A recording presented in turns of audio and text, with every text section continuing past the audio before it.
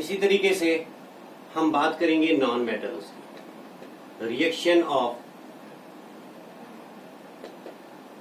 Non metals with oxygen. इस reaction को, इस केमिकल प्रॉपर्टी को डिस्कस करने के लिए मैं आपको एग्जांपल दे दूं कि अगर हमारे पास एक मटेरियल होता है सल्फर, सल्फर पाउडर हमारे लेबोरेटरी के अंदर होता है। अगर हम इस सल्फर पाउडर को एक डिफेलिटेटिंग स्पून के अंदर डाल देंगे, उसके बाद इस सल्फर को जला देंगे। जैसे ही ये सल्फर जलना शुरू हो जाएगा तो हम इसको, ये पूरी मटेरियल को एक गैस जार के अंदर डाल देंगे। तो गैस जार के अंदर डालने के बाद हम देख रहे हैं कि जो ये सल्फर इस डिफेलिटेटिंग स्पून के अंदर था, ये सल्फर जो है जल रहा है।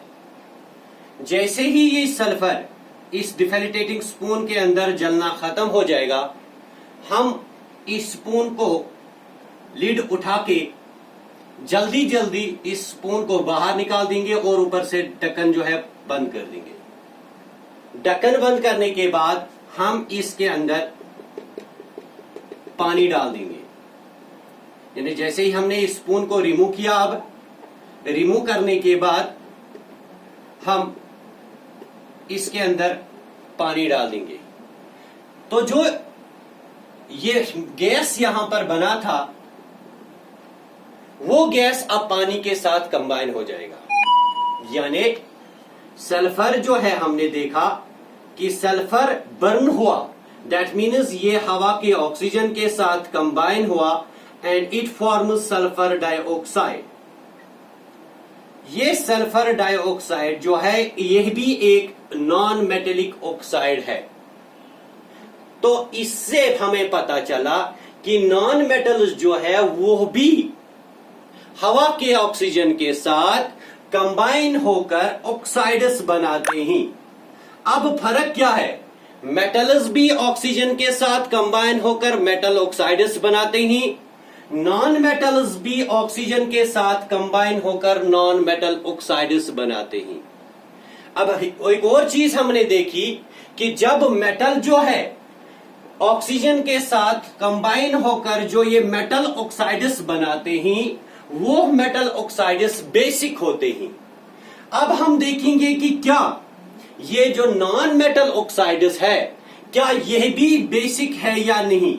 इसके लिए हमें इस सल्फर डाइऑक्साइड को पानी के साथ जब हम मिलाएंगे, तो उसके बाद इसके अंदर हम रेड लिटमस पेपर डाल देंगे।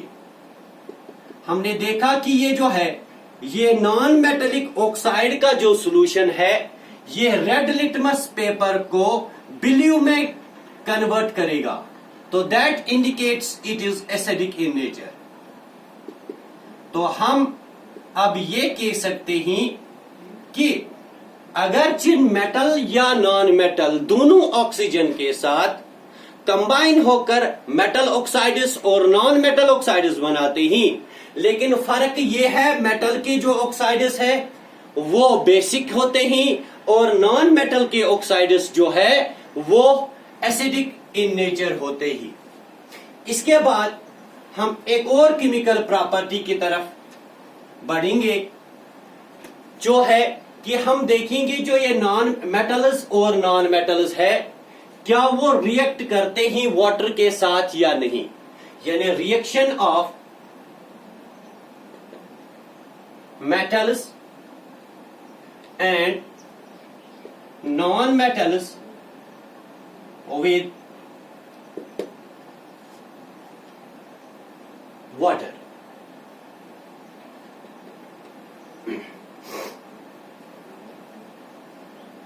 जब हम मेटल्स की बात करते हैं कि क्या मेटल्स वाटर के साथ कंबाइन होते हैं या नहीं, we see that ये तमाम के तमाम मेटल्स जो है वाटर के साथ रिएक्ट करते ही, और वाटर के साथ रिएक्ट करने के बाद ये हाइड्रोजन गैस पैदा करते ही, लिबरेट हाइड्रोजन गैस। यानी metals react with water and form hydrogen gas. General reaction यही है कि मेटल जो है, मेटल रिएक्ट करता है वाटर के साथ और वहां पर मेटल हाइड्रोक्साइड बनाते ही, मेटल हाइड्रोक्साइड बनाने के साथ साथ वहां पर जो है हाइड्रोजन गैस निकलता है। लेकिन आपको ये बात जहन में रखनी चाहिए कि मेटल्स जो है, तमाम मेटल्स वाटर के साथ बराबर एफिनिटी के साथ कंबाइन नहीं होते ही, क्योंकि कुछ मेटल्स ऐसे ही जो वाटर के साथ विगरसली, यानी वो हाईली रिएक्टिव मेटल्स होते ही, मेटल्स कुछ ऐसे ही जिनकी रिएक्टिविटी बहुत ज्यादा है, वो जब वाटर के साथ रिएक्ट होते ही और उनकी ये जो रिएक्शन है ये बहुत ही विगरस होती है। आपको मैं शॉर्ट में एक एग्जांपल दे दूं। हमारे पास एक मेटल, एक हाईली रिएक्टिव मेटल होता है सोडियम। सोडियम एक हाईली रिएक्टिव मेटल्स में माना जाता है, इसकी रिएक्टिविटी बहुत ज्यादा होती है। ये सोडियम जब वाटर के साथ कंबाइन होता है तो सीधी वही सबस्टेंसेस, वहां पर वही प्रोडक्ट्स बनते ही, वहां पर सोडियम हाइड्रोक्साइड बनेगा और साथ में सोडियम हाइड्रोक्साइड और साथ में बनेंगे वहां पर हाइड्रोजन गैस। लेकिन इसके साथ साथ ये जो रिएक्शन है सोडियम की वाटर के साथ, ये इतनी विगरस है, इतनी खतरनाक है कि यहां से बहुत सारी एनर्जी निकलती है और वो एनर्जी इतनी सफिशिएंट होती है कि वो यहां पर आग पैदा करती है। इसका मतलब ये है कि जैसे ही हम सोडियम को वाटर के साथ कंबाइन करेंगे तो हमें ये भी एहतियात रखना चाहिए कि यहां से आग पैदा होता है, और कहीं हमें इसलिए एहतियात बरतना चाहिए जब भी हम सोडियम और वाटर की रिएक्शन को कहीं पर अंजाम देंगे तो वहां पर जो आग पैदा होती है कहीं वो हमें जलाए नहीं, उस आग के जलने से हमें बचना चाहिए। यानी ये रिएक्शन इतनी विगरस होती है कि यहां से ये रिएक्शन होने के बाद कि इतनी सारी एनर्जी वहां पे निकलती है, जो एनर्जी यहां पर आग पैदा करती है।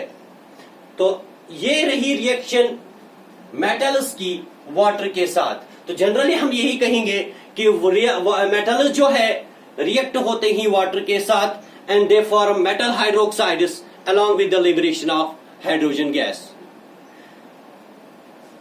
और कुछ मेटल्स ऐसे ही जो रिएक्ट होते ही विगरसली विद वाटर, एंड कुछ मेटल्स ऐसे ही जो मेटल्स वाटर के साथ विगरसली रिएक्ट नहीं होते ही। लेकिन अगर हम नॉन मेटल्स की बात करें, नॉन मेटल्स किसी भी सूरत में, चाहे आप कितनी भी उनको हीट करोगे, चाहे वो हॉट वाटर होगा, चाहे वो कौन से भी कंडीशंस आप इस्तेमाल करोगे, लेकिन जो नॉन मेटल्स है they do not react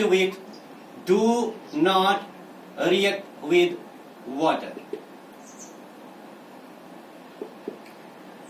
so after discussing this we came to the conclusion. In nutshell में हम यही कह सकते हैं कि जो ये मेटल्स है वो वाटर के साथ रिएक्ट होकर मेटल हाइड्रोक्साइड और ये हाइड्रोजन गैस बनाते हैं, लेकिन नॉन मेटल्स जो है वाटर के साथ कंबाइन नहीं होते हैं।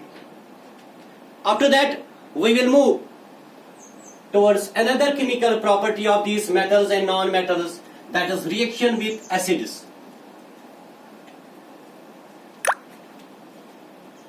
Reaction with acids। अब हम देखेंगे कि क्या ये मेटल्स या नॉन मेटल्स एसिड सबस्टेंसेस जो हमारे पास होते ही, क्या उनके साथ ये कंबाइन होते ही ये मेटल्स या नॉन मेटल्स कि नहीं? जब हम मेटल्स की बात करते हैं तो हम देखते हैं कि मेटल्स जो है ये एसिड्स के साथ रिएक्ट होते ही, मेटल्स जो है एसिड के साथ रिएक्ट होते ही वहां पर ये मेटल क्लोराइड्स बनाते ही, मेटल साल्ट्स के साथ साथ वहां पर हाइड्रोजन गैस बनता है।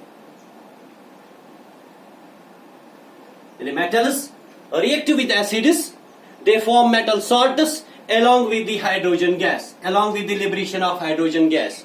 अगर आप एग्जाम्पल की बात करें, किसी एग्जाम्पल की, तो हमारे पास सोडियम जो होता है एक मेटल है। जब ये एसिड यानी हाइड्रोक्लोरिक एसिड के साथ कंबाइन होता है, इट फॉर्म्स सोडियम क्लोराइड यानी मेटल साल्ट है ये। इसके साथ साथ वहां पर हाइड्रोजन गैस निकलता है।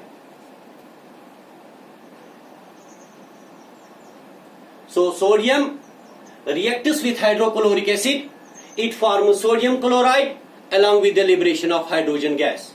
तो हमने देखा कि मेटल्स जो है एसिड्स के साथ रिएक्ट होके मेटल साल्ट्स और हाइड्रोजन गैस निकलता है वहां से। लेकिन नॉन मेटल्स की अगर आप बात करें, नॉन मेटल्स किसी भी सूरत में, किसी भी कंडीशंस में एसिड्स के साथ जो इनकी ये रिएक्शन है वो कभी होती ही नहीं है, यानी एसिड्स के साथ ये कंबाइन नहीं हो सकते ही। नॉन मेटल्स किसी भी कंडीशन में एसिड के साथ कंबाइन नहीं होते ही। तो हमने देखा कि मेटल्स एसिड्स के साथ कंबाइन होते ही और बनाते ही वहां पर मेटल साल्ट्स, इसके साथ साथ हाइड्रोजन गैस। लेकिन नॉन मेटल्स जो है वहां पर वो एसिड्स के साथ कंबाइन नहीं होते ही। इसके बाद लास्ट एक और रिएक्शन जो है, एक और केमिकल प्रॉपर्टी है मेटल्स और नॉन मेटल्स की, वो हम देखेंगे। वो ये है कि रिएक्शन विद बेसिस।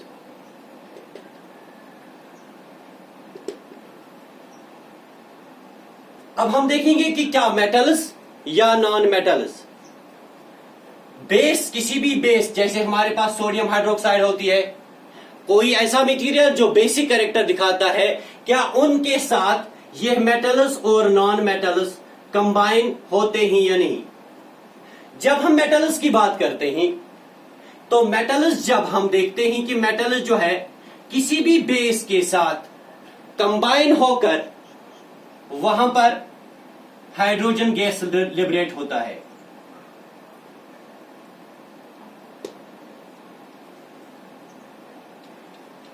जैसे यानी कोई भी मेटल किसी भी बेस के साथ कंबाइन होकर वहां पर हाइड्रोजन गैस लिबरेट होता है। लेकिन जब हम नॉन मेटल्स की बात करते हैं तो non metals does not react with a base, यानी reaction between a non metal and a base does not occur. So here I hope you have understand about a little bit about the chemical properties of metals and non metals। यहां पर आपकी chemical properties जो है ये खत्म होती है। मैं आपसे इजाजत चाहता हूं। खुदा हाफिज।